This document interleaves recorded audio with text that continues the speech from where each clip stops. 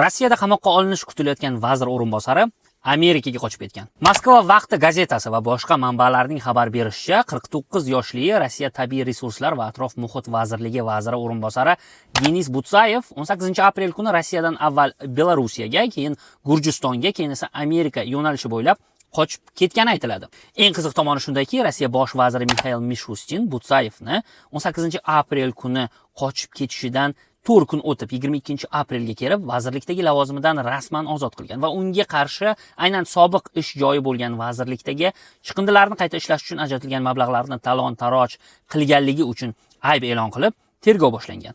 Ayni shu masala bo'yicha bir nechta yuqori lavozimli amaldorlar qo'lga olingani, tergov qilinayotgani va ba'zilari 10 yilgacha qamoq jazosiga tortilayotgani aytilmoqda. U vazirlikka ishga tayinlanishdan avval ayni shu vazirlik qoshidagi Kremlning Rossiya bo'ylab atrof muhit masalalari bo'yicha siyosatini amalini ta'minlovchi davlat qarmog'idagi kompaniya boshqaruv raisi bo'lganligi aytiladi.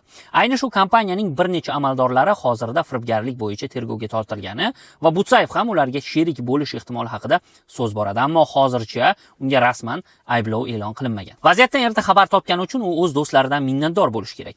Ayni shu sababli ham u o'z ishidan rasman ozod qilinmasdan avvalroq Rossiyani tark etishga muvaffaq bo'lgan. Undan tashqari uning nomi g'arb sanksiyalari orasida keltirilmagani ham uning qochishiga amalda anchayin yordam bergan. Hozirda unga nisbatan tergov jarayoni davom etayotgani, ammo u allaqachon AQShda ekanligi aytiladi. Endilikda esa u g'arbning manbasiga aylanib, Rossiya davlat sirlarini aytishi mumkinmi yoki yo'qmi degan savollar o'rtaga tashlanmoqda. Sizningcha, u endi nima qiladi?